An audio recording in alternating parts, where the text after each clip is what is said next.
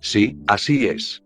Pero en el fondo de ustedes saben que hay envidias, disputas, odios, críticas malsanas, etcétera, etcétera, etcétera. Lo saben sí. Sin embargo, cada cual ve los errores en los demás, pero no los ve en sí mismos. A nadie se le ocurre que el error que está viendo en otros, pues, lo carga dentro de sí mismo. Eso no se le ocurre. Son pocos los hermanos que saben reflexionar en estas cosas, son pocos los que saben. Porque quisiéramos nosotros algo ideal, un grupo ideal, donde nadie se odiara, donde todos fueran hermanos, donde todos se dedicaran únicamente al saber y al amor. ¿Por qué? ¿Hay razón para desear eso? En verdad, que no la hay. El grupo este, de tercera cámara, viene a simbolizar o a representar, precisamente a la vida, allá, a la vida que está fuera de esta cámara. Ustedes saben que la vida, el tren de vida, la humanidad en su conjunto, está llena de terribles defectos. Ustedes saben que esa multitud amorfa, que abunda por ahí, está llena de ira, de codicia, de lujuria, de envidia, de orgullo, de pereza, de gula, etcétera, etcétera, etcétera. No es ideal, ¿verdad? No, no lo es. Entonces este pequeño grupo, ¿por qué queremos que sea ideal? Este pequeño grupo representa a esa humanidad, a ese montón, a esos millones de personas que hay en el mundo. Aquí está este pequeño grupo, con esos mismos errores que tienen las multitudes. Entonces, en este pequeño hay una escuela maravillosa, hay un gimnasio formidable, así con sus defectos, así como están. Esto es un gimnasio psicológico magnífico. ¿Que el hermano tal dijo algo del hermano tal? Bueno, el que dijo, en lugar de decirlo, debe investigarse a sí mismo. Mirar esa parte oculta de sí mismo, esa parte que no se ve, a ver por qué lo dijo, o por qué censuró al prójimo. ¿Que la hermanita tal dijo algo de la otra hermanita zutana? Bueno, en lugar de estar criticando esa hermanita a la otra hermanita, autoexplórese, para ver esa parte de la luna que no se ve, y a buen seguro que el error que está viendo en la otra hermanita, lo carga en la parte oculta de sí misma, en la parte que no se ve. Si nosotros sabemos aprovechar, precisamente, los propios defectos psicológicos de nuestros hermanos. Si en vez de estarlos criticando, los aprovechamos para el autodescubrimiento de sí mismos, pues, tendremos, entonces, que este pequeño grupo es una escuela maravillosa, extraordinaria. Aquí está representada toda la humanidad. En este pequeño grupo hay un gimnasio precioso, necesario para el autodescubrimiento. Lo que hay es que aprovecharlo. 165 Samael Aun Weor. El quinto evangelio. 018 El lado oculto de la luna psicológica. Si este pequeño grupo fuera de perfectos, entonces no habría necesidad de que existiera este grupo, ¿para qué? Si todos llegaron a la perfección, ¿para qué formar este grupo? Este grupo existe porque no somos perfectos, por eso existe. Si fuéramos perfectos, este grupo no existiría.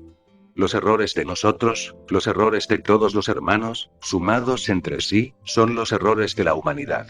Aquí está tipificada, ejemplarizada. Esto es una muestra de lo que es la humanidad. Pues, aprovechemos esta muestra, aprovechemos esta escuela, y en vez de censurar a nuestros hermanos, censurémonos a sí mismos. El error que en otro hermano veamos, este debe servirnos de ilustración para la conciencia. Nos permitirá saber que nosotros cargamos ese error en la parte oculta que no se ve. Vean ustedes cuán útil es una escuela esotérica, una escuela de regeneración. Esta es una escuela de regeneración. Mas somos tontos cuando dejamos la escuela, cuando nos vamos de pinta buscando una humanidad ideal. ¿Dónde la van a encontrar? ¿En qué parte del cosmos? Imposible, ¿verdad? Hay una humanidad divina, sí, pero no es la humanidad corriente, no. Me refiero, en forma enfática, al círculo consciente de la humanidad solar, a ese círculo que opera sobre los centros superiores del ser. Esa es la única humanidad que yo diría ideal. Pues, ¿cómo vamos a llamar ideal al hijo del vecino? ¿Cómo aún vamos a llamar ideal a Pedro, Juan, Diego, Chucho, Jacinto o José? Sin embargo, todos somos necesarios. Los errores del vecino pueden servir muy bien para nosotros. Podemos utilizarlos como indicación si yo descubro que el hermano fulano de tal está lleno de envidia. Pues debo ser un poquito reflexivo. ¿Por qué estoy censurando la envidia del hermano fulano de tal? El hecho de que esté censurando la envidia del hermano fulano de tal, indica que yo la tengo en las profundidades de mi conciencia, en esa parte que no se ve. Ahora bien, hay que saber quién es el que censura, quién es el censurador, cuál es el yo de la crítica.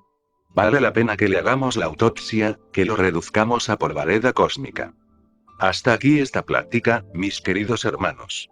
Ahora si ustedes quieren preguntar, pueden hacerlo con entera libertad. Habla M. Discípulo. Maestro, respecto a lo que habló ayer de los personajes gorgónicos, ¿nos quiere usted aclarar? Maestro. ¿Cómo? Explícalo. T. A las gorgonas. M. Las gorgonas. ¿Qué quieres saber de las gorgonas? ¿No habló acaso sobre ellas Virgilio, el poeta de Mantua, en la Eneida? ¿No habló acaso de las gorgonas, el Dante Alighieri en la Divina Comedia? ¿Qué quieres saber tú sobre las gorgonas? T. ¿Qué son lo que son en sí mismas? M. ¿Cómo? T. ¿Qué son lo que son en sí mismas? M. Las gorgonas, con sus venenos gorgónicos, no son otra cosa sino las tres furias que nos hablará Virgilio en su Eneida.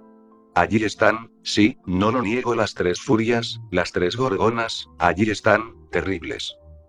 166 Samael Aun Weor. El quinto evangelio. 018 El lado oculto de la luna psicológica. En el esoterismo crístico podríamos llamarlas, a la primera Judas, el demonio del deseo. A la segunda podríamos llamarla Pilatos, el demonio de la mente, y a la tercera podríamos llamarla Caifás, el demonio de la mala voluntad. ¿Qué las decapitó quién? ¿Perseo con su espada flamígera? ¿Quién lo hizo? Ahora, lo que importa es que cada uno de nosotros decapite a las tres gorgonas que lleva dentro. Ellas pertenecen, precisamente, a ese lado oculto de sí mismo, a ese lado que no se ve.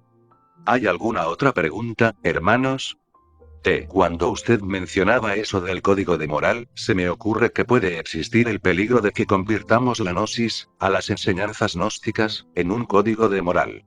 Si no comprendemos la enseñanza, si no vivimos de acuerdo a la enseñanza, puede existir ese peligro, ¿no es cierto? M. Así es.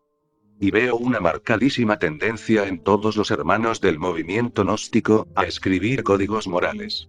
Todos tienen la tendencia a que esos códigos sean respetados, todos quieren establecer códigos morales en el movimiento, a fin de que los hermanos se ajusten a esos códigos.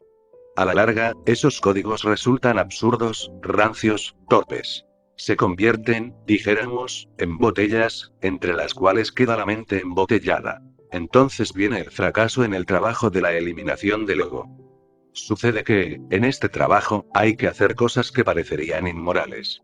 Tiene uno que salirse a veces de ciertas normas, a las cuales todos ustedes están sujetos. Sucede que cuando uno cree que va muy bien, va muy mal. Y a veces, cuando los demás piensan que uno va mal internamente, es cuando mejor va. El camino es así. Hay mucha virtud en los malvados y hay mucha maldad en los virtuosos, hay peligros tremendos, cualquiera puede meterse por un callejón que cree es el correcto, y se aparta del real camino y lo lleva al fracaso. Así pues, ¿de qué sirven los códigos morales? ¿De qué sirve la moral convencional de las gentes? Lo mejor es que nosotros marchemos con los principios de la sabiduría, que debemos encontrar dentro de nosotros mismos, aquí y ahora. ¿Alguna otra pregunta? Maestro, ¿tampoco tener los mandamientos? M. Pues, cada cual debe seguir, o no, tales o cuales mandamientos. Las gentes tienen tantas cosas, han inventado tantos dogmas a través de los siglos que, realmente, si uno se pronunciara contra todas esas normas, a lo único que se expondría sería a ser apedreado en la plaza pública. En esto lo que sirve es el discernimiento, la autoexploración de sí mismo, la autoobservación psicológica. Conforme uno se vaya autoobservando, va viendo lo que tiene, y va procediendo de acuerdo con lo que necesita, con lo que debe ser, con lo urgente. De nada sirve que estemos siguiendo códigos de moral convencional. Más sirve la autoobservación de sí mismos. Eso es lo que debe orientarnos. Y vernos y seguirnos viendo, y proyectar la conciencia, una y otra vez sobre ese lado oculto de sí mismos, sobre ese lado oculto que no se ve. Eso es lo que sirve. Lo demás, lo que digan los códices. Sí, a ver, venerable maestro, nosotros que somos instructores y que tenemos que apoyar la sabiduría gnóstica, por ejemplo, a veces, utilizamos la Biblia, allí está el sexto mandamiento, no fornicar. Noveno, no adulterar, etcétera, que se conocen como la ley de Moisés. Entonces digamos, si no nos apoyáramos allí, ¿con qué apoyaríamos sus obras? Nosotros estamos de 167 Semael a un Weor. El quinto evangelio. 018 El lado oculto de la luna psicológica. Acuerdo que los códigos hay que apartarlos, pero esos mandamientos, por ejemplo, en apoyo a nuestros objetivos, es plausible. De nada sirven todos esos dogmas. Lo único que le sirve a uno en la vida es autoobservarse psicológicamente. Bien sabemos que debemos nosotros transmutar nuestra energía creadora, no porque se diga no fornicar, sino, sencillamente, por autoobservación psicológica.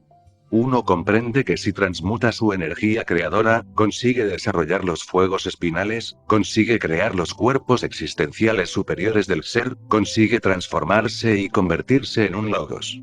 Es cuestión de conocimiento maduro directo, es cuestión de observación propia, etc. Sobre el adulterio es repugnante, ¿quién no lo ha dicho? Realmente el adulterio es horrible. Pero, ¿qué es lo que se debe entender por adulterio? No solamente existe el adulterio sexual, hay otra clase de adulterios. Hay gentes que no adulteran sexualmente pero sí adulteran doctrinas. Hay gentes que adultera la leche, le echa agua para dañar los estómagos de los niños. Hay gentes que adultera los frutos de la tierra. Todos esos que hacen injertos vegetales son adúlteros. Están adulterando los frutos de la tierra, etc. Hay cosas en el camino ese, de la ética que sorprenden. No todos los casos que se han visto de hombres que se van con otras mujeres o de mujeres que se van con otros hombres es adulterio. Hay casos de ley, casos del karma, que la gente no sabe. Porque la gente no sabe ni lo que es bueno ni lo que es malo. No entienden esas cosas. ¿Qué va a saber el dormido? ¿Qué puede saber el dormido sobre lo que es bueno y lo que es malo? No quiero decir que sea recomendable que el esposo traicione a la esposa, porque eso es absurdo, es adulterio. Ni quiero decir que sea recomendable que una esposa traicione al esposo, porque eso es un crimen, eso es adulterio. Pero no todos los casos son adulterio, hay casos kármicos tanto como para el uno como para el otro. Más, con esto que digo, podría suceder que las gentes inmaduras dijesen, bueno, yo me voy con aquella y dejo a mi esposa porque es correcto, es cuestión del karma, siempre existe la tendencia, pues, a agarrar la sabiduría y acomodársela a su modo, cada cual quiere acomodarse la doctrina a su modo para justificar sus delitos. Son pocos los que saben ser imparciales. Siempre son parciales por naturaleza, por instinto. De la parcialidad, lo único que resulta es el error. De la parcialidad resulta la falta de consideración para con el prójimo. Cuando uno es parcial, no sabe, dijéramos, relacionarse con los demás, critica los errores de otro, pero no se le ocurre pensar que ese error la carga adentro, en la parte aquella de sí mismo, esa parte que no se ve. Hay que ser un poquito más maduros, salirnos de tantos códigos y de tantas morales. Volvernos revolucionarios, marchar por el camino de la rebeldía psicológica. La mejor ética es la de aprenderse a ver a sí mismo. Cuando uno se ve a sí mismo, sabe qué le falta y qué le sobra, hace un inventario correcto. Pero cuando uno no se autoobserva, sino que se deja guiar por los códigos rancios de moral torpe, no sabe ni qué le falta, ni sabe qué le sobra. Cree tener lo que no tiene, y lo que no cree tener, eso tiene. Pero la autoobservación psicológica es maravillosa, porque le permite a uno saber qué le falta y qué le sobra. Necesitamos iluminar más el fondo desconocido de sí mismos, porque, como les dije, hasta ahora 168 Samael aún Weor. El quinto evangelio. 018 El lado oculto de la luna psicológica. Vivimos en una pequeña fracción de sí mismos, en una pequeña parte de sí mismos, en un retrato de sí mismos. No hemos aprendido, pues, a vernos verdaderamente, tal cual somos. Necesitamos aprender a vernos mejor, ¿no? A autoobservarnos. Maestro, pero yo no me refería a esos mandamientos, sino a los mandamientos que tiene la gnosis, porque yo los desconozco, es decir, como los mandamientos que tiene, según el Catecismo Católico, la Santa Madre Iglesia, que son el primero, asistir a misa los domingos y fiestas de guardar. El segundo, comulgar como lo manda la ESMI. El tercero, ayunar cuando lo manda también la ESMI. El cuarto, comulgar por Pascua Florida. El quinto, pagar diezmos y primicias a la ESMI. Y así, yo pensaba que aquí también había algunos mandamientos por el estilo, los cuales los desconozco o no los sé. A eso me refería yo. Pues, pueden existir algunos mandamientos en la gnosis. Mas podría suceder también, que si esos mandamientos no son debidamente comprendidos,